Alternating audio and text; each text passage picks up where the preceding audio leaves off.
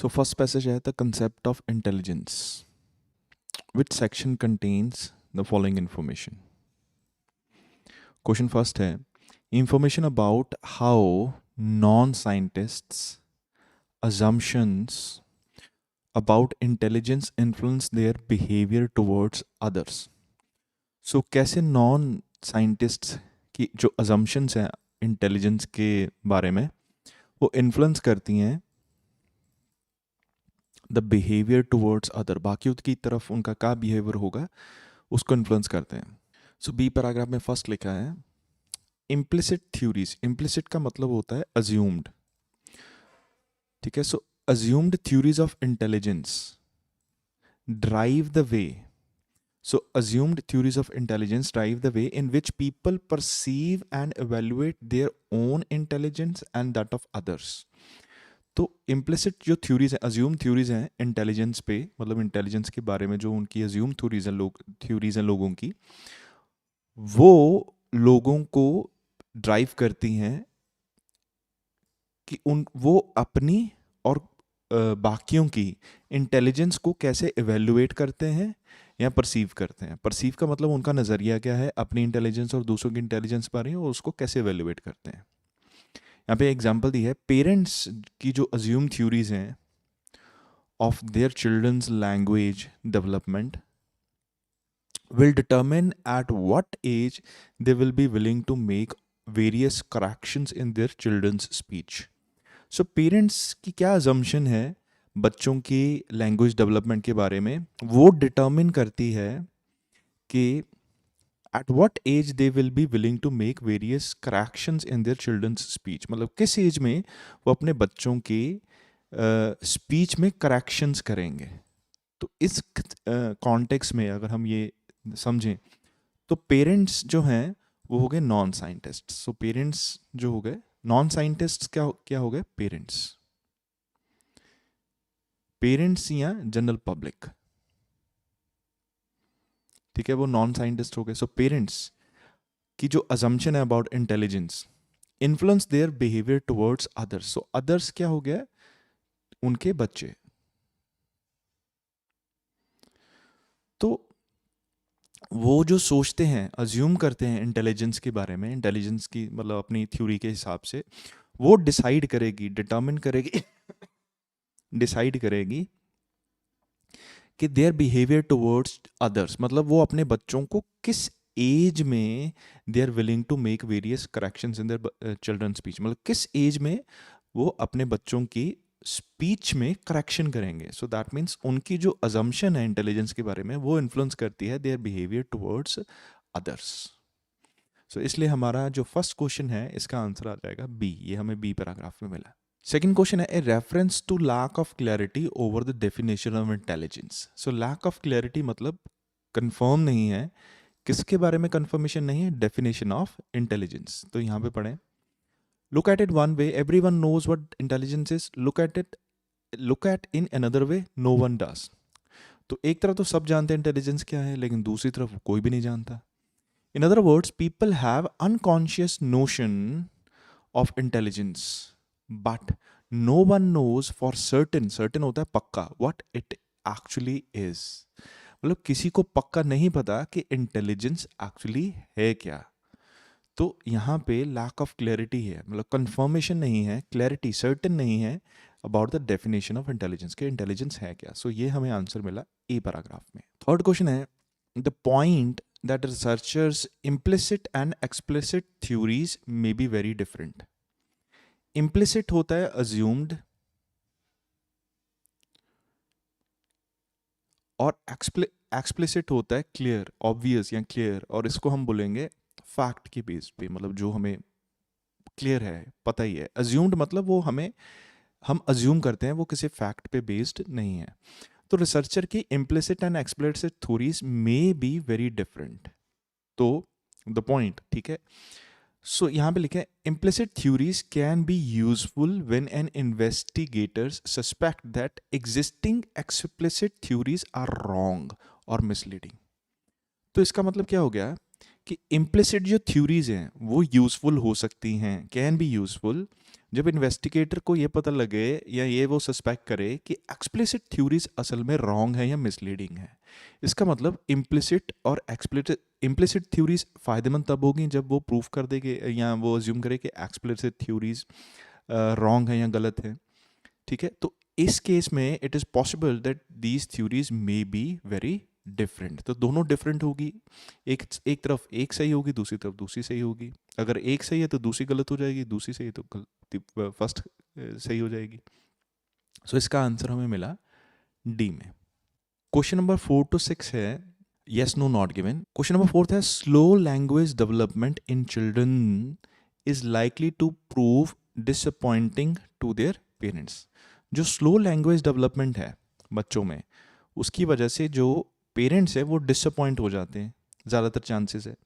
यहाँ पे language development की तो बात हुई है, ठीक है, बच्चों की, लेकिन उसके स्लो लैंग्वेज डेवलपमेंट के बारे में बात नहीं हुई और उसकी वजह से पेरेंट्स डिसअपॉइंट होते हैं कि नहीं होते, इसके बारे में यहाँ पे बी पैराग्राफ में कोई कंफर्मेशन नहीं है, इसलिए हम इसको लिखेंगे नॉट गिवन। नेक्स्ट है पीपल्स एक्सपेक्टेशन। लोगों की जो एक्सपेक्टेशन है of what children should gain from education so are universal. जो लोगों की एक्सपेक्टेशन है एजुकेशन के बारे में बच्चों की कि वो क्या गेन करेंगे एजुकेशन से, वो यूनिवर्सल है। यूनिवर्सल क्या मतलब ये हो गया कि वो सब लोग सेम ही सोचते हैं, डिफरेंस नहीं है, कोई डिफरेंट नहीं है। तो यूनिवर्सल मतलब सेम है सब जगह। So people have expectations for intellectual performances that differ for children of different ages. So लोगों की जो एक्सपेक्टेशन है ना इंटेलेक्चुअल परफॉर्मेंसेस की, मतलब इंटेलेक्चुअल परफॉर्मेंसेस एजुकेशन की हो गई, that differ for children of different ages. So अलग अलग डिफरेंट एजेस के बच्चों से डिफरेंट एक्सपेक्टेशन होती है। अगर हम फर्दर पढ़ें, for example, expectation for children who participate in western style schooling are almost certain to be different from those for children who do not participate in such schooling. मतलब जो बच्चे participate कर रहे हैं वेस्टर्न स्टाइल ऑफ स्कूलिंग में, क्योंकि वहाँ पे कल्चर का डिफरेंस भी आ जाता है, तो वो डिफरेंट है उन बच्चों से जो नहीं पार्टिसिपेट करते उस स्कूलिंग में, मतलब जो डिफरेंट स्कूलिंग में पढ़े हैं। तो उनकी एक्सपेक्टेशंस क्या होगी, लोगों की एक्सपेक्टेशंस क्या होगी, डिफरेंट होगी। सो इसलिए वो यूनिवर्सल नहीं है। सो इसका आंसर ये आ जाएगा फॉल्स, या सॉरी नो। 6th क्वेश्चन है स्कॉलर्स में discuss theories without fully understanding each other. Without understanding each other, ठीक है, स्कॉलर्स डिस्कस करेंगे थ्योरीज एक दूसरे को समझे बिना। तो यहाँ पे अगर लास्ट लाइन देखें हम इस पैसेज की, until scholars are able to discuss their theories, implicit theories and thus their assumptions, जब तक स्कॉलर्स ये उस लायक नहीं हो जाते कि वो डिस्कस करें एक दूसरे की theories and their assumptions, they are likely to miss the point of what others are saying। तो वो उस पॉइंट को मिस कर जाएंगे कि बाकी लोग क्या कह रहे हैं, क्योंकि वो उनकी एक्सप्लिसिट थ्योरीज या इम्प्लिसिट थ्योरीज को समझ ही नहीं पा रहा है, डिस्कस ही नहीं कर पा रहा है when discussing their explicit theories and their data। So जब तक scholars are able to discuss, until scholars are able to discuss their implicit theories and thus their assumptions, they are likely to miss the point of what others are saying when discussing their explicit theories and their data। So scholars में discuss theories without fully understanding each other। तो ये हमारा answer हो जाएगा true, क्योंकि वो एक दूसरे को भी समझ नहीं पा रहे।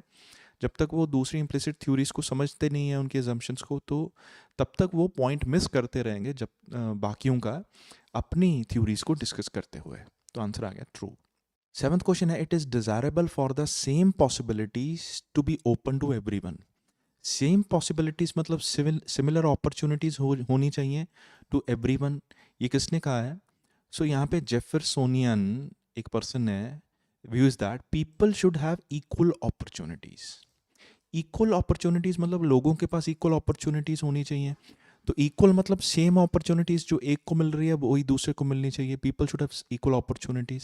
सो it is desirable for same possibilities to be open to everyone. So इसलिए ये जो इंफॉर्मेशन है, सो ये किसने बोली? जेफरसोनियन। सो जेफरसोनियन हमारा आंसर आ गया बी। क्वेश्चन नंबर 8 है no section of society should have preferential treatment at the expense of others. Preferential treatment किसी भी सेक्शन ऑफ सोसाइटी को प्रेफरेंशियल ट्रीटमेंट नहीं मिलनी चाहिए at the expense of others. So preferential treatment कैसे होगी, जैसे वीआईपी ट्रीटमेंट होती है, मतलब किसी को कम ट्रीटमेंट मिली, अच्छी सर्विस मिली, दूसरे को अच्छी सर्विस नहीं मिली। सो किसी एक को ज़्यादा अच्छी सर्विस मिले दूसरे के एक्सपेंस पर या दूसरे के बजाय, तो ऐसा किसी भी सोसाइटी में नहीं होना चाहिए, किसी भी सोसाइटी में किसी भी सेक्शन में नहीं होना चाहिए। तो यहाँ पे अगर हम आई पैराग्राफ में देखें, in this view we do not need और want any institution that might lead to favouring one group over another. Favouring क्या होता है, प्रेफरेंशियल ट्रीटमेंट देना। जैसे कोई पर्सन है वो अपने सके संबंधियों को ज़्यादा फेवर करता है बाकियों के बजाय, तो वो उनको क्या दे रहा है, प्रेफरेंशियल ट्रीटमेंट दे रहा है बाकी पर्सनस की बजाय। तो कोई भी ऐसा इंस्टीट्यूशन नहीं होना चाहिए जो कि फेवर करे, मतलब प्रेफरेंशियल ट्रीटमेंट दे एक ग्रुप को ओवर अनदर, दूसरे की बजाय। तो ये हमें सेक्शन मिला किसमें, अगेन जैक्सोनियन। सो हमारा आंसर आ जाएगा जैक्सोनियन, सी आंसर आ गया। क्वेश्चन नंबर 9 है, people should only gain benefits, तो उनको बेनिफिट्स मिलना चाहिए on the basis of what they actually achieve. किसके बेसिस पे, उनकी अचीवमेंट के बेसिस पे उनको फ़ायदा मिलना चाहिए। तो अगर यहाँ पे हम देखें, people are rewarded for what they accomplish, ठीक है।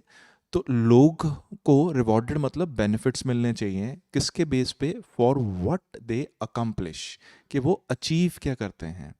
तो अगर फर्दर भी हम ये इंफॉर्मेशन पढ़ें तो हमें ये सारा समझ आ जाएगा। सो इसी लाइन के बेस पे हम ये आंसर दे सकते हैं कि ये आंसर अगेन जेफरसोनियन ने दी है। सो जेफरसोनियन आंसर आ जाएगा बी। 10th क्वेश्चन है, variation in intelligence begins at birth. जो वेरिएशन है इंटेलिजेंस में, वेरिएशन होता है डिफरेंस, वो कब शुरू हो जाता है, बर्थ से शुरू हो जाता है। तो अगर हम यहाँ पे पढ़ें, हैमिल्टनियन व्यू क्या है, is that people are born with different levels of intelligence। जो लोग हैं वो पैदा ही होते हैं with different levels of intelligence। so different level of intelligence, variation in intelligence begins at birth। वो birth से ही शुरू हो जाता है। so ये हमें आंसर मिला हैमिल्टोनियन। सो हैमिल्टोनियन आंसर आ गया ए। 11th क्वेश्चन है, द मोर इंटेलिजेंट पीपल। सो जो इंटेलिजेंट पीपल हैं, more should be in power of positions of power, उनको उनके पास पोजीशंस ऑफ पावर होनी चाहिए, ठीक है। यहाँ पे अगर देखें, those who are less intelligent need the good officers of the more intelligence to keep them in line. जो लेस इंटेलिजेंट है ना, वो उनको ज़रूरत है गुड ऑफिसर्स की जो ज़्यादा इंटेलिजेंट हैं, वैसे गुड ऑफिसर्स की, ताकि वो उनको लाइन में रख सकें। लाइन मतलब ऑर्डर में रख सकें। Whatever they are called government officers और Plato's term philosophers king. So कुछ भी हो, तो जो बेसिकली लेस इंटेलिजेंट हैं उनको किसकी ज़रूरत पड़ती है, मोर इंटेलिजेंस की।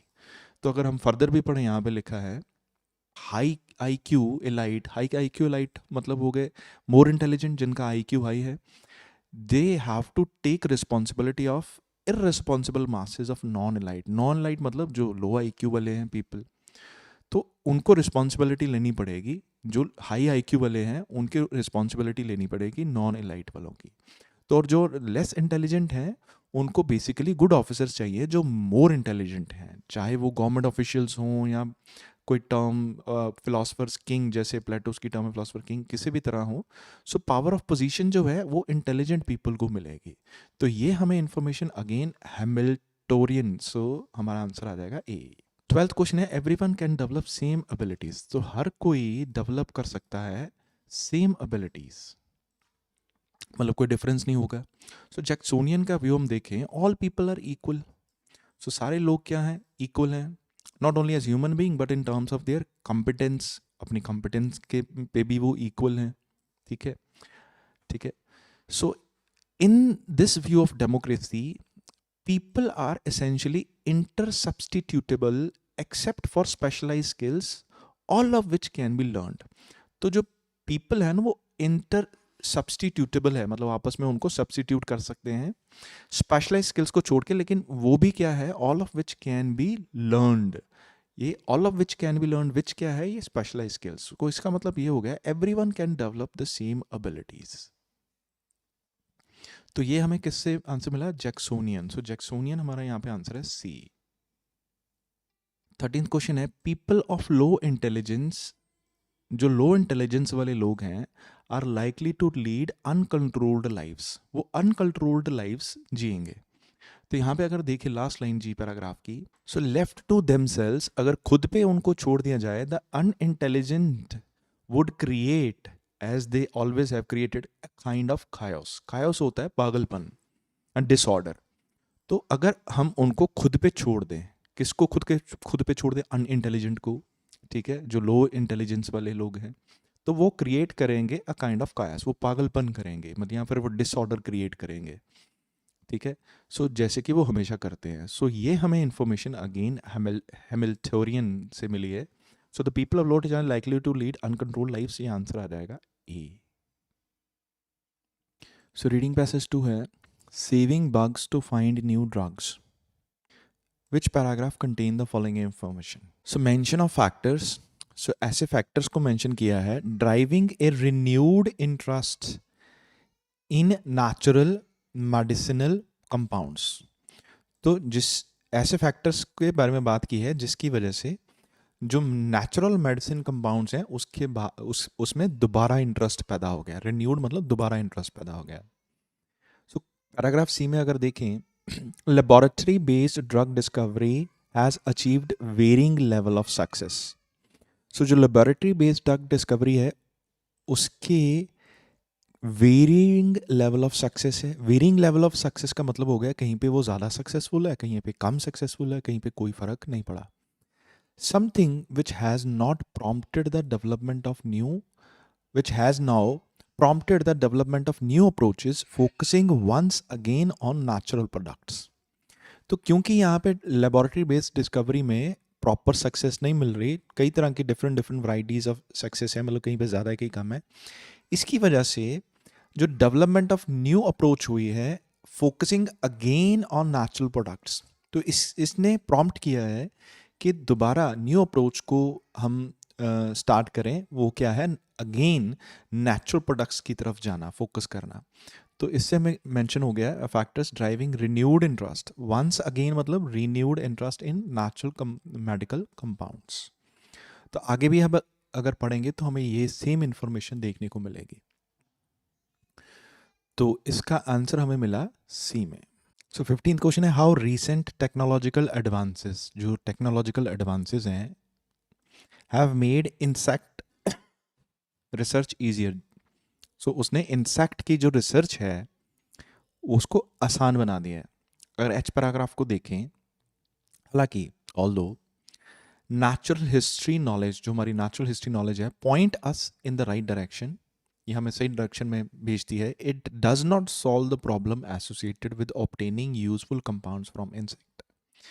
ये हमें सही डायरेक्शन में तो भेज देती है नेचुरल हिस्ट्री की नॉलेज जो है, लेकिन ये हमारी प्रॉब्लम्स को सॉल्व नहीं करती। Obtaining useful compounds from the insect, हमें कंपाउंड इंसेक्ट से कंपाउंड्स कैसे मिलेंगे उसके बारे में ये हमारी प्रॉब्लम सॉल्व नहीं करती। फॉर्चुनेटली, किस्मत से, it is now possible to snip out the stretches of the insects DNA. अब पॉसिबल है, इट इज़ नाउ पॉसिबल, अब पॉसिबल है। स्निप आउट होता है काटना, the stretches of the insects DNA. Stretches हो गया मतलब पार्ट्स हो गए, कोई हिस्सा हो गया। सो किस हिस्से को काटना पॉसिबल हो गया अब? इंसेक्ट का DNA that carries the code for interesting compounds. तो जिसमें कुछ कंपाउंड्स हैं, इंटरेस्टिंग कंपाउंड्स हैं, उस कोड के डीएनए को, इंसेक्ट के डीएनए को काटना पॉसिबल हो गया फॉर्चुनेटली। अब ये किस तरह पॉसिबल हुआ है? टेक्नोलॉजी की वजह से। तो डीएनए के जो पार्ट है, तो टेक्नोलॉजी के पार्ट से कनेक्टेड है। तो recent technological advances have made insect research easier. जो पुरानी हिस्ट्री है उससे हमें डायरेक्शन तो हमें मिल जाती है किस तरफ जाना है हमें, लेकिन वो हमें नेचुरल जो कंपाउंड्स हैं, इंसेक्ट्स के जो कंपाउंड्स हैं, वो ऑब्टेन करने में हेल्प नहीं करती। लेकिन अब पॉसिबल है, जो टेक्नोलॉजी है, जैसे डीएनए है, इंसेक्ट का डीएनए है, उससे हम कुछ चीज़ निकाल के अब पॉसिबल है कि हम उसके कंपाउंड्स को निकाल सकें। तो इसलिए ये हमारा आंसर हो जाएगा एच। नेक्स्ट है एग्जाम्पल्स ऑफ एनिमल्स। ऐसे एनिमल्स के बारे में बताया गया है विच यूज़, जो यूज़ करते हैं मेडिसिनल सब्सटेंस फ्रॉम नेचर। जो नेचर से मेडिसिनल सब्सटेंस को यूज़ करते हैं, ऐसे एनिमल्स। तो यहाँ पे अगर हम सारी इंफॉर्मेशन पढ़ें, प्रीमेट्स होते हैं मंकीज या चिंपैंजीज या ह्यूमंस। सो जैसे मंकीज हैं who rub themselves with toxin oozing millipedes to deter mosquitoes. Deter होता है डिस्करेज करना, मतलब वो मंकीज जो हैं वो खुद को रब करते हैं ऐसे किसी टॉक्सिन ओजिंग से, जिससे मॉस्किटोज नहीं आते उनके पास। और जो चिंपैंजीज हैं who use noxious forest plants to rid themselves of intestinal parasites. Parasites होते हैं ऐसे जो जानवर जो किसी के शरीर के अंदर रहते हैं, ठीक है, जैसे किसी पेट में जैसे कीड़े होते हैं, तो जो पेट के अंदर जो कीड़े हैं उनको हम पैरासाइट्स बोलेंगे। तो चिंपैंजीज भी फॉरेस्ट प्लांट को यूज़ करते हैं, नॉक्शियस फॉरेस्ट प्लांट को यूज़ करते हैं अपने इंटेस्टाइन, मतलब अपने पेट के अंदर जो कीड़े हैं उनसे खुद को बचाने के लिए। तो यहाँ पे एनिमल्स जो यूज़ कर रहा है नेचर को एज अ मेडिसिनल सब्सटेंस, तो ये हमें एग्जांपल मिल गई, ये हमें एग्जांपल मिली ए पैराग्राफ में। 17th क्वेश्चन है रीजंस।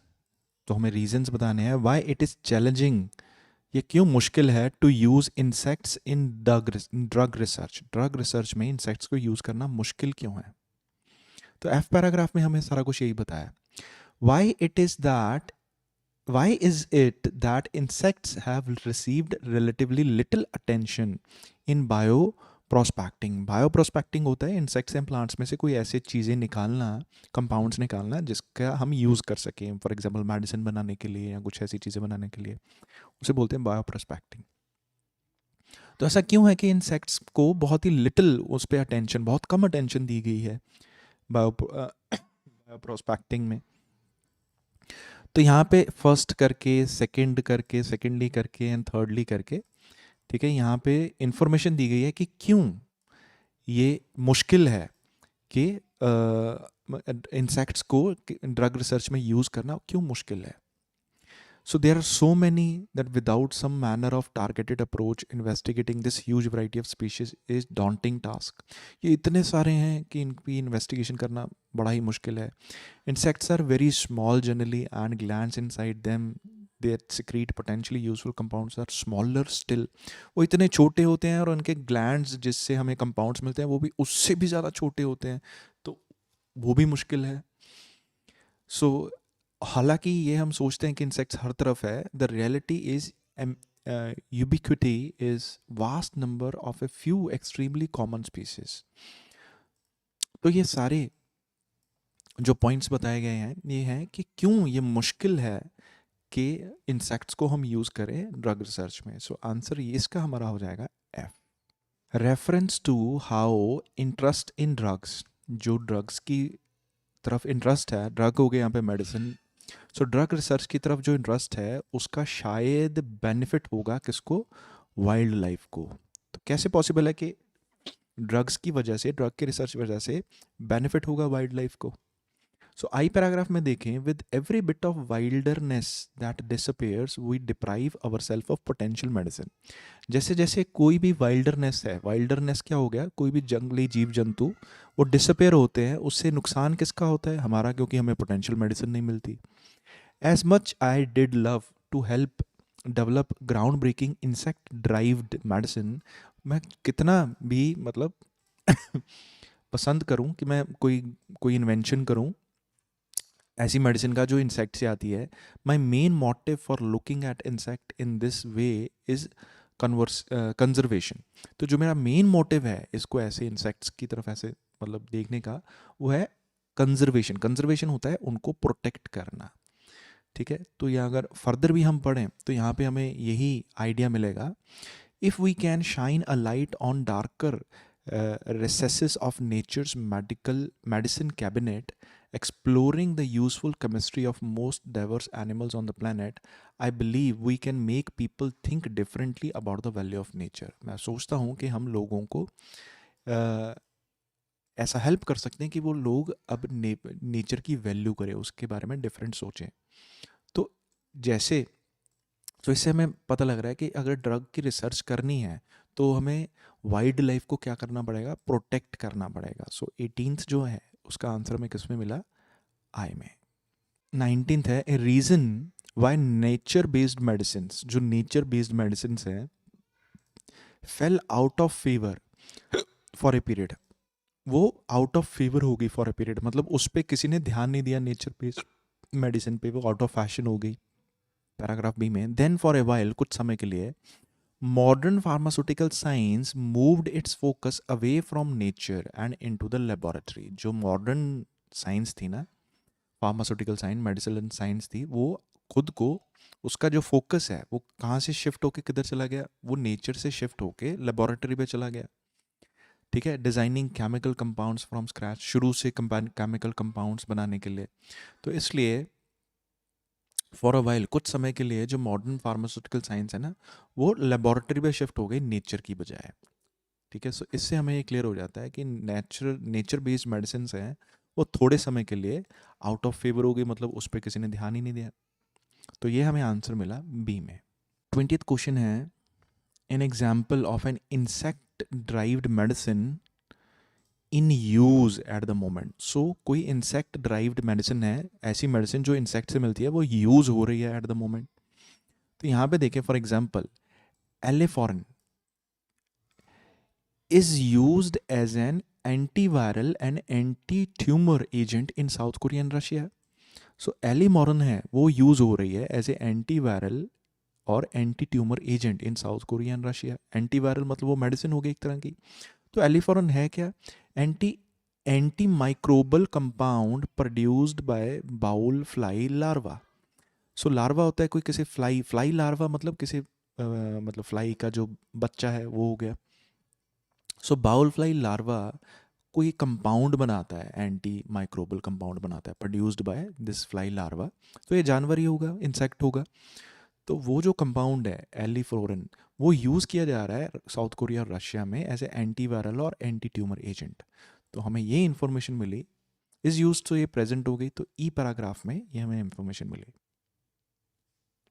क्वेश्चन 21 से 22 है, which two of the following makes insects interesting for drug research.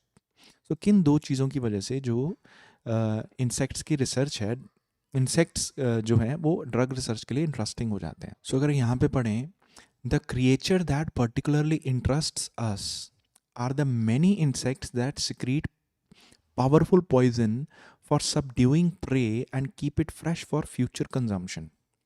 तो अगर हम ये पढ़ें, तो क्रिएचर्स जो हमें इंटरेस्टिंग लगते हैं वो इंसेक्ट्स हैं जो सिक्रीट करते हैं। सिक्रीट का मतलब होता है अपने शरीर से कोई तरल पदार्थ निकालना। जैसे हम जो ह्यूमंस हैं वो स्वेट सिक्रीट करते हैं, हम पसीना हमारे शरीर से निकलता है, तो वो सक्रीशन है पसीना हमारा। तो इसी तरह जो इंसेक्ट्स हैं वो सिक्रीट करते हैं powerful poison for subduing. So subduing हो गया कॉन्कर करना या जीतना, प्रे हो गया शिकार।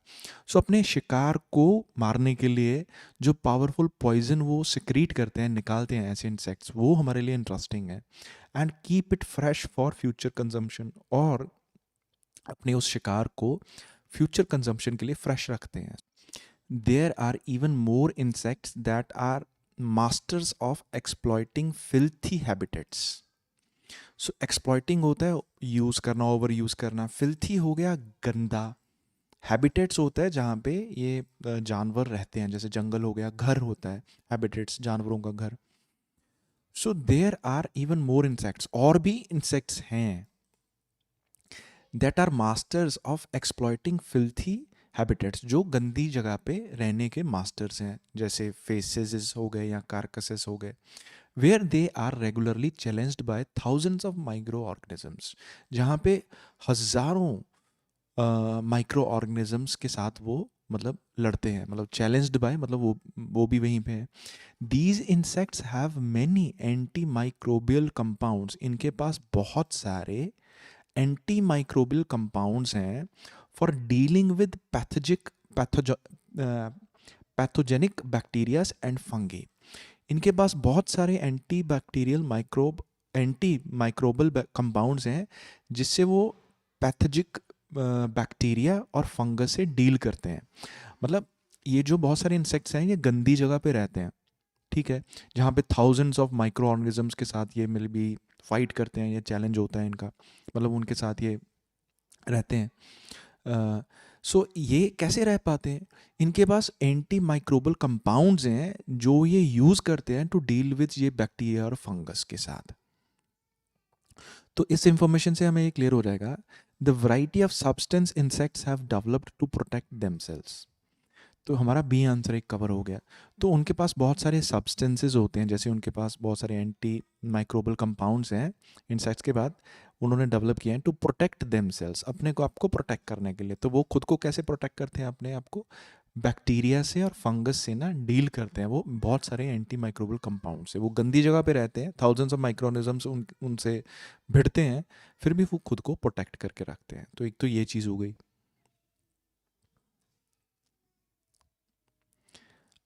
सेकंड जो हमने पहले किया था एक बार, कि it is now possible to snip out the stretches of the insects DNA that carry the code for interesting compounds and insert them into cell lines that allow larger quantities to be produced. तो ये अब possible है कि हम काट सकें parts of the insects DNA, insect के DNA के कुछ हिस्सों को हम काट सकें जिसमें ये इंटरेस्टिंग कंपाउंड्स के कोड्स हैं। तो वो कोड्स लेके हम किसी सेल लाइंस में उसको इंसर्ट कर देंगे, इंसर्ट मतलब डाल देना, जिससे हमें large quantities of compounds produce कर सकते हैं, हमें फिर उसका बेनिफिट हो जाएगा। सो इसलिए हमारा आंसर आ जाएगा C, the potential to extract and make use of insects genetic code. कि हम, हमारा पोटेंशियल है हमारे पास कि वो हम एक्सट्रैक्ट कर सके। एक्सट्रैक्ट मतलब snip out the stretch of the insects DNA, मतलब हमें उसका कोई हिस्सा है इंसेक्ट का डीएनए का जेनेटिक कोड का एक्सट्रैक्ट मतलब निकाल सकें और यूज़ कर सकें। And make use of insects genetic code, use कैसे? क्योंकि हम उसको सेल लाइंस में इंसर्ट करके लार्जर क्वांटिटीज़ प्रोड्यूस कर सकते हैं। तो इसलिए हमारा आंसर एक आ गया सी। सो बी एंड सी हमारा आंसर आ जाएगा 21st एंड 22nd का। So 23rd question है, Ross Piper and fellow geologists at this place university are using their expertise in dash when undertaking bioprospecting with insects। एक तो रॉस पाइपर हो गया, तो बेसिकली ये जियोलॉजिस्ट रॉस पाइपर का ही पूरा पैसेज है, saving bugs to find new drugs. So geologist Ross Piper looks at the potential of insects in pharmaceutical research. अगर हम जी पैराग्राफ में जाएं तो उसने लिखा है माई कलीग्स एंड आई अब यहाँ पे कौन हो जाएगा? Ross Piper. ठीक है, so Ross Piper and my colleagues का मतलब हो गया फेलो जियोलॉजिस्ट, उसके फेलो जो जियोलॉजिस्ट हैं, क्योंकि रॉस पाइपर भी जियोलॉजिस्ट है, एट दिस यूनिवर्सिटी, ठीक है, in the UK have developed an approach which in which we use our knowledge of ecology as a guide to target our efforts। तो उन्होंने एक अप्रोच डेवलप की जिसमें वो अपनी इकोलॉजी की नॉलेज है ना यूज़ कर रहे हैं अपने एफर्ट्स को गाइड करने के लिए। तो यहाँ पे जो रॉस पाइपर है एंड जियोलॉजिस्ट्स हैं इस यूनिवर्सिटी में are using their expertise in, so expertise हो गया नॉलेज, सो ये यूज़ कर रहे हैं अपनी नॉलेज। सो यहाँ पे था use our knowledge of ecology, so in, so यहाँ पे आंसर आ जाएगा इकोलॉजी। फर्दर है, they are specially interested in the compounds, ये खासकर इंटरेस्टेड है उन कंपाउंड्स में that insects produce to over power and preserve their dash, जिससे जो इंसेक्ट्स प्रोड्यूस करते हैं अब ओवर पावर करने के लिए और प्रिजर्व करने के लिए अपने डैश। तो यहाँ पे अगर हम पढ़ें, the creatures are particularly interest us, जो क्रिएचर्स हैं हमें इंटरेस्टिंग लगते हैं, आर द मैनी इंसेक्ट्स, वो बहुत सारे insects that secrete powerful poison for subduing हो गया ओवर पावर मतलब उनको मारना, किसको? प्रे को, and keep it fresh for future consumption, और उसे इट मतलब अगेन क्या हो गया? प्रे को फ्रेश रखना फ्यूचर कंजम्पशन के लिए। फ्रेश का मतलब प्रिजर्व करना ताकि वो ख़राब ना हो। तो ये कंपाउंड्स जो हैं इंसेक्ट्स जो प्रोड्यूस करते हैं, टू ओवर पावर मतलब सबड्यू एंड प्रिजर्व मतलब कीप फ्रेश। सो किसको? देयर आंसर आ जाएगा यहाँ पे प्रे, सो अपने शिकार को। They are also interested in compounds which insects use to protect themselves from pathogen bacteria and fungus. तो हमने यहाँ पे देखा है कि और बहुत सारे इंसेक्ट्स हैं जो गंदी हैबिटेट्स में रहते हैं, घर मतलब जगह पे रहते हैं, जहाँ अपने घरों में रहते हैं जहाँ पे गंदे हैं, ठीक है, जैसे कि जहाँ पे बहुत सारे माइक्रो ऑर्गेनिजम्स रहते हैं। तो वो बहुत सारे कंपाउंड्स को यूज़ करते हैं to fight with pathogenic bacteria and fungus, ठीक है, found in their dash. They are also interested in compounds which insects use to protect themselves from pathogenic bacteria and fungus found in their, यहाँ पे answer आ जाएगा habitat. वो इसलिए क्योंकि वो फिल्थी हैबिटेट्स में रहते हैं, ठीक है, जैसे कि ये, तो वहाँ पे वो एंटी माइक्रोबल कंपाउंड्स यूज़ उनके पास हैं जिससे वो डील करते हैं बैक्टीरिया एंड फंगस में. लेकिन ये होते कहाँ पे हैं? हैबिटेट्स, इन देयर हैबिटेट्स, जहाँ पे वो रहते हैं, ठीक है. नेक्स्ट है, Piper hopes that these substance will be useful in the development of drugs such as dash. तो पाइपर सोचता है, होप करता है कि ये जो सब्सटेंस हैं ये यूजफुल हैं, ठीक है, in the development of drugs such as dash. तो यहाँ पे लिखें suggesting that there is certainly possibility to find many compounds. तो ऐसे बहुत सारे सब्सटेंसेस हमें मिल सकते हैं, कंपाउंड्स मिल सकते हैं that can serve as an in as और इंस्पायर न्यू एंटीबायोटिक्स, जो यूज़ किए जा सकते हैं एंटीबायोटिक्स या न्यू एंटीबायोटिक्स बनाने के लिए इंस्पायर कर सकते हैं. सो एंटीबायोटिक्स एक ड्रग ही होता है. So development of drug such as, तो कैसा ड्रग? हमारा आंसर आ जाएगा एंटीबायोटिक्स. नेक्स्ट टॉपिक है the power of play. 27th question है, play can be divided. So play को डिवाइड किया जा सकता है on number of separate categories. बहुत सारे कैटेगरीज में उनको प्ले को डिवाइड किया जा सकता है. तो यहाँ पे अगर हम पढ़ें, फुल कंसेंसस, कंसेंसस होता है सहमति. For a formal definition of play continues to elude, elude मतलब होता है कंफ्यूजन, कंफ्यूज करना, the researchers and theorist. So play की अभी कोई डेफिनेशन है नहीं. फॉर्मल डेफिनेशन ऑफ प्ले जो है वो अभी भी कंफ्यूज कर रही है रिसर्चर को, थ्योरिस्ट को, हु स्टडीड. कभी इसमें कोई कंसेंसस है ही नहीं, सहमति है ही नहीं है. जो डेफिनेशंस हैं इसकी range from descriptions of various types of play such as physical, constructional, language और सिंबॉलिक प्ले. तो इसकी बहुत सारी रेंज है इसकी डिस्क्रिप्शन की, प्ले कैसा कैसा हो सकता है. सो इसमें कोई पर्टिकुलर कोई डेफिनेशन हमारे पास नहीं है. तो फिजिकल, कंस्ट्रक्शनल, लैंग्वेज और सिंबॉलिक प्ले के बेसिस पे इनको to list of broad criteria, तो इस पे हम उसको broad many separate categories, criteria हो गया, सेपरेट कैटेगरीज में लिस्ट कर सकते हैं. तो इसलिए ये जो इन्फॉर्मेशन है हमें कौन देता है? Milner and Elman, 2009. So Miller and Elman. तो इसलिए हमारा ये आंसर आ जाएगा बी. 20th क्वेश्चन है, adults intended goals effect how they play with children. So जो अडल्ट्स के गोल्स हैं वो इफेक्ट करते हैं, सो कैसे इफेक्ट करते हैं? How they play with children, के वो बच्चों के साथ कैसे खेलते हैं.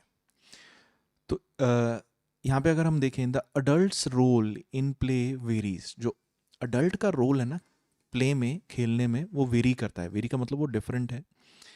As a function of their educational goals, तो वो अपने एजुकेशनल गोल्स के हिसाब से फंक्शन करते हैं. And the child's developmental level, और जो बच्चे का डेवलपमेंटल लेवल है उसके बेसिस पे अडल्ट का जो रोल है वो वेरी करता है. दैट मीन्स किसी पर्सन के, अडल्ट के गोल्स जो हैं वो अडल्ट के रोल को डिसाइड करेगा कि वो कैसा होगा प्ले में. सो इससे हमें क्लियर हो जाएगा adults goal effect how they play with children. तो ये हमें इंफॉर्मेशन मिली ग्रीश पैसिक. तो ग्रीश पैसिक हमारा आंसर आ जाएगा जी. तो 28th का आंसर है G. Combining work and play may be the best way for children to learn. So अगर हम वर्क और प्ले को कंबाइन कर दें तो ये एक बेस्ट वे हो जाएगा बच्चे को सीखने के लिए. सो यहाँ पे अगर हम देखें, researcher John Goodman suggest that hybrid form, hybrid होता है दो चीज़ों का मिक्सचर. तो किसका मिक्सचर? वर्क एंड प्ले का. सो वर्क एंड प्ले का जो मिक्सचर है are not a detriment to learning, rather they can provide optimal contexts for learning. तो ये ऐसा नहीं है कि इसी से वर्क को और प्ले को हम इकट्ठा कर दे तो तभी लर्निंग होगी, लेकिन ये ऑप्टिमल मतलब बेस्ट या मैक्सिमम, कॉन्टेक्स्ट्स का मतलब होता है इन्वायरमेंट या सिचुएशन फॉर लर्निंग को प्रोवाइड करेगा. तो अगर हम वर्क और प्ले को इकट्ठा कर दें, जॉन गॉडमैन बोलते हैं, तो ये लर्निंग के लिए ऑप्टिमल इन्वायरमेंट प्रोवाइड करेगा। सो इसलिए हमारा आंसर आ जाएगा best way for children to learn, अगर हम कर दें वर्क को प्ले से कंबाइन। सो ये हमें आंसर मिला एफ से, जॉन गॉडमैन। सो हमारा आंसर आ गया एफ। 30th क्वेश्चन है सर्टन एलिमेंट्स ऑफ प्ले, जो कुछ एलिमेंट्स हैं प्ले के, are more significant than others, वो बाकियों से ज़्यादा सिग्निफिकेंट हैं। सो कुछ एलिमेंट्स बाकियों से ज़्यादा सिग्निफिकेंट हैं। तो यहाँ पे अगर देखें, according to this view, children playful behaviour can range in degree from 0 to 100% playful. तो बच्चों का जो प्लेफुल बिहेवियर है वो 0 से 100% तक जा सकता है। Rubin and colleagues did not assign greater weight to any one dimension in determining playfulness. तो इन दोनों ने किसी एक को वेटेज नहीं दी, ठीक है। However, other researchers have suggested that process of orientation and lack of obvious functional purpose may be the most important aspect of play. तो रुबिन और उसके कलीग्स ने तो कोई एक चीज़ पे फोकस नहीं किया, मतलब उसने किसी एक चीज़ को खास वेटेज नहीं दी प्लेफुल में। लेकिन जो बाकी रिसर्चर्स हैं उन्होंने orientation and lack of obvious functional purpose, मतलब ओरिएंटेशन कैसा है, मतलब वो चीज़ कितना वो फेमिलियर है उस चीज़ से, एकदम नई है या वो पहले से जानते हैं, या फिर lack of obvious functional purpose, उसका पर्पस क्या है, मतलब मोस्ट लाइकली खेलने का या कुछ ऐसा may be. So may be the most important aspects of play, तो ये सबसे ज़्यादा इंपॉर्टेंट आस्पेक्ट्स ऑफ प्ले हो सकते हैं। सो ये हमारा आंसर आ गया पेलिग्रिन। तो पेलिग्रिन, सो ई आंसर आ गया। तो इन्होंने, पेलिग्रिन ने इस इंफॉर्मेशन को बताया है कि ये जो दो चीज़ें हैं ये मोस्ट इंपॉर्टेंट आस्पेक्ट्स हैं प्ले का, बाकियों से ये एलिमेंट्स ज़्यादा सिग्निफिकेंट हैं। 31st क्वेश्चन है एक्टिविटीज़ कैन बी क्लासिफाइड, जो एक्टिविटीज़ हैं उनको क्लासीफाई किया जा सकता है on a scale of playfulness, playfulness के स्केल में। स्केल मतलब जैसे हम मेजर करते हैं सबसे ज़्यादा प्लेफुलनेस एक्टिविटी, सबसे कम प्लेफुलनेस एक्टिविटी, ऐसा। तो यहाँ पे अगर हम देखें, play is defined along a continuum, continuum हो गया scale, as more or less playful using the following set of behavioral and dispositional criteria। तो प्ले को हम डिफाइन कर सकते हैं एक स्केल के बेस पे, कंटिन्यूम हो गया एक स्केल, एज मोर और लेस प्लेफुल, कितना ज़्यादा या कितना कम प्लेफुल है कोई भी चीज़, using a following set of behavioural and dispositional criteria, कोई बिहेवियरल या डिस्पोजिशनल क्राइटेरिया के बेस पे। तो एक्टिविटीज़ को हम क्लासीफाई कर सकते हैं on the scale of playfulness, मतलब वो ज़्यादा प्लेफुल है या कम प्लेफुल है, उसके बेस पे हम एक्टिविटीज़ को क्लासीफाई कर सकते हैं, ठीक है। तो play is defined along the continuum. So ये हमारा आंसर हमें मिला रुबिन। सो ये हमारा आंसर आ जाएगा सी। क्वेश्चन नंबर 32 से 36 है yes no not given. 32 question है children need toys in order to play. So बच्चों को क्या चाहिए, टॉयज चाहिए खेलने के लिए। लेकिन अगर हम फर्स्ट पैराग्राफ पढ़ें, the drive to play is so intense that children will do so in any circumstance. तो जो खेलने की जो ड्राइव होती है ना, इच्छा होती है, वो इतनी ज़्यादा तीव्र होती है कि बच्चे वो किसी भी सर्कमस्टांस में करेंगे। For instance when they have no real toy और when parents do not actively encourage the behaviour. तो जब उनके पास खेलने के लिए कोई खिलौना भी ना हो ना, या पेरेंट्स उनको इनकरेज ना करें खेलने के लिए, तब भी वो खेलते हैं। तो इसलिए चिल्ड्रन को चाहिए टॉयज खेलने के लिए नहीं। सो आंसर इसका आ जाएगा नो। 33 क्वेश्चन है इट इज़ ए मिस्टेक, ये एक गलती है, to treat play and learning as separate types of activity. So अगर हम प्ले, खेलने को और लर्निंग को सेपरेट समझें एक्टिविटीज़, तो ये गलती है हमारी। Our society has created a false dichotomy, dichotomy का होता है difference between play and learning.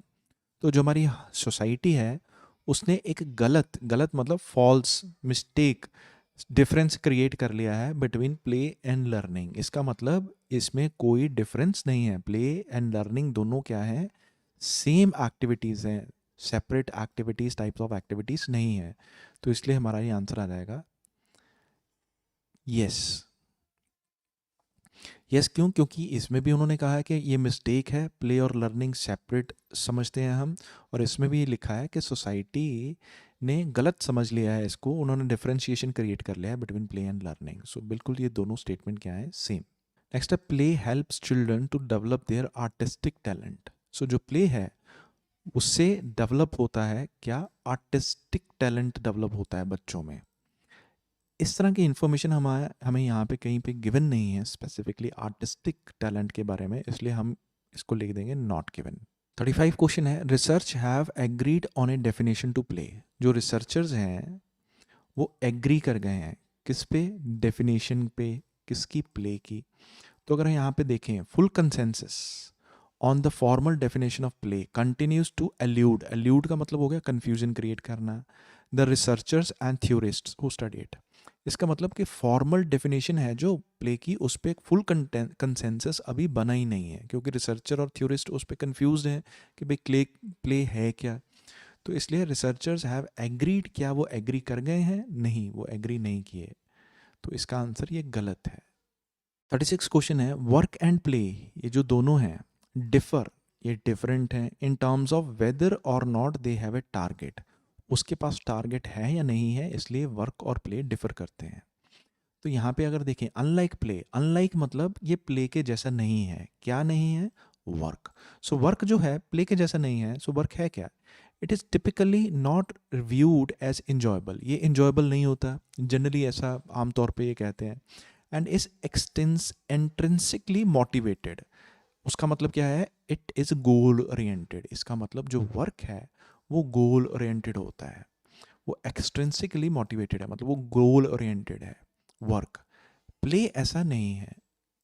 तो इसलिए हमारा ये आंसर हो गया, वर्क और प्ले डिफर करते हैं कि वर्क जो प्ले है वो उसका गोल नहीं होता, लेकिन जो वर्क है उसका क्या होता है? टारगेट होता है। सो इसलिए हमारा ये आंसर आ गया यस, मतलब ये हो गया गोल।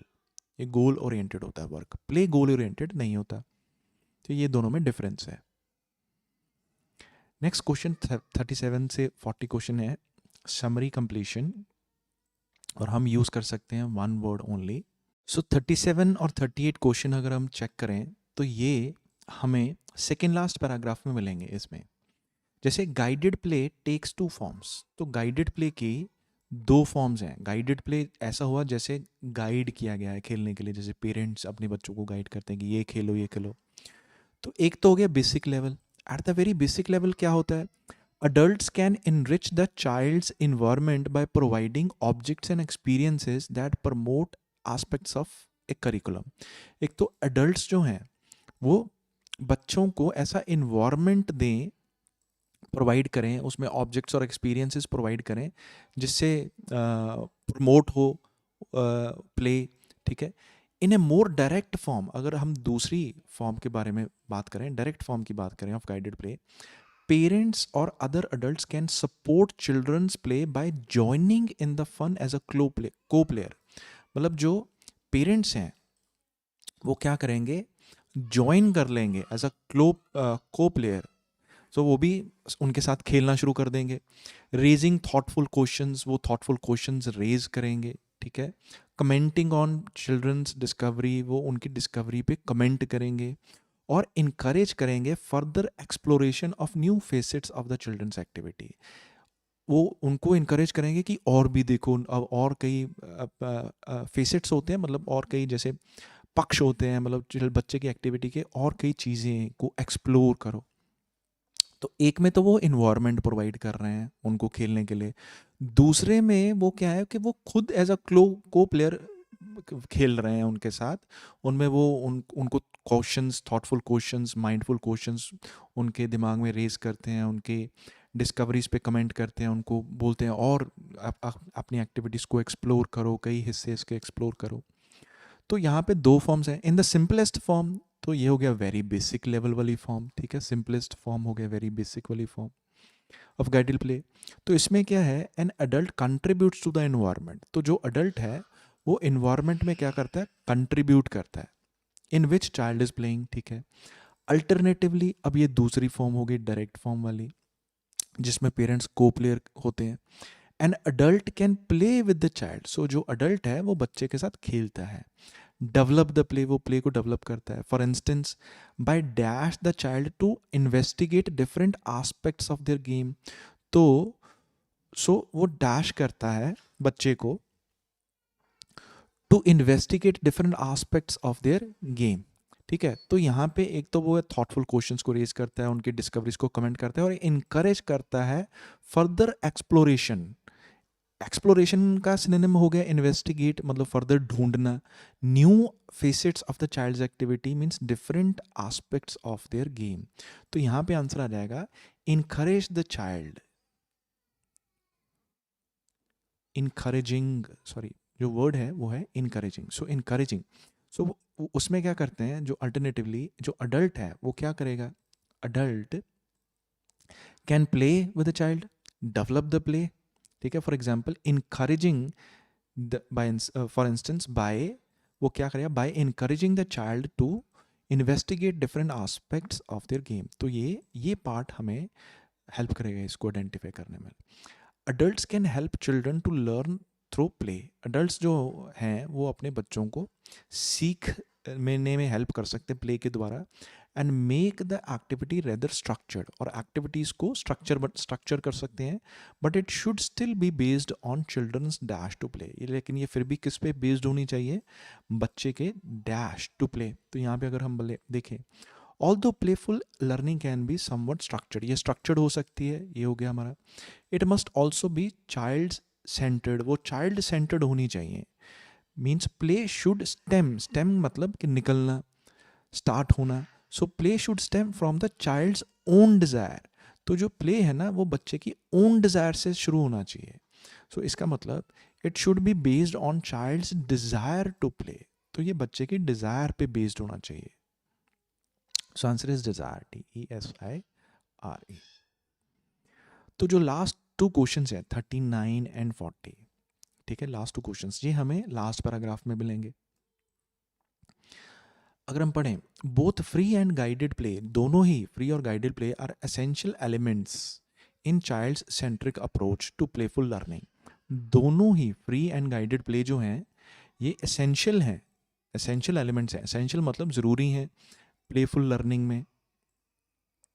Intrinsically motivated free play provides a child with true autonomy. Intrinsically मतलब खुद से जो मोटिवेटेड फ्री प्ले है, फ्री मतलब जिसमें कोई बड़ा उनको सपोर्ट नहीं कर रहा, क्योंकि गाइडेड प्ले में बड़े इन्वायरमेंट प्रोवाइड करते हैं कैसे खेलना है, क्या खेलना है. फ्री प्ले में मतलब बच्चा खुद से कुछ भी करेगा. तो जो फ्री प्ले है provides the child with true autonomy, तो वो बच्चे को पूरी आज़ादी देता है. ऑटोनॉमी का मतलब हो गया आज़ादी. तो play without the intervention of adults, मतलब वो जो फ्री प्ले हो गया, गिव्स चिल्ड्रन रियल, रियल मतलब ट्रू, तो ट्रू रियल, तो आंसर क्या हो जाएगा, ऑटोनॉमी. तो हमारा आंसर आने वाला है ऑटोनॉमी. ऑटोनॉमी का मतलब होता है फ्रीडम, जो फ्री प्ले है जिसमें इंटरवेंशन नहीं है अडल्ट की. सो विद अडल्ट्स, अडल्ट्स के साथ play can B dash at particular goals. जो अडल्ट के साथ प्ले जो है वो क्या हो सकता है, डैश एट पर्टिकुलर गोल्स. तो अगर हम फर्क पढ़ें, with guided play, guided play कौन सा होगा, जिसमें पेरेंट्स या जो अडल्ट्स हैं वो पार्टिसिपेट कर रहे हैं. With while guided play is an Avenue through which parents and educators can provide more targeted learning experience. तो वो उनको क्या प्रोवाइड कर सकते हैं, टारगेटेड लर्निंग एक्सपीरियंस प्रोवाइड कर सकते हैं. और दोनों ही केसेस में प्ले एक्टिवली इंगेज्ड होना चाहिए और चाइल्ड डायरेक्टेड होना चाहिए और फन होना चाहिए. तो गाइडेड प्ले में वो पेरेंट्स और educators targeted learning experience provide करते हैं. तो with adults play can B dash at particular goal. तो हम इस यहाँ पे लिखेंगे टारगेटेड एट पर्टिकुलर गोल. तो हमारा आंसर आ जाएगा टारगेटेड.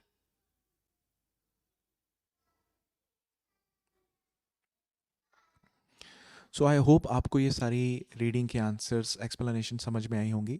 अगर आपको ये एक्सप्लेनेशंस में कोई भी कन्फ्यूजन है तो डेफिनेटली आप हमें कमेंट करके बताइए, ताकि हम फर्दर जो एक्सप्लेनेशंस हैं उसमें इम्प्रूवमेंट कर पाएँ. अगर आपको कोई चीज़ नहीं समझ आ रही तो प्लीज़ हमें कमेंट करके सजेस्ट करिए कि क्या चेंजेस इसमें हम इंट्रोड्यूस कर सकते हैं. Thank you.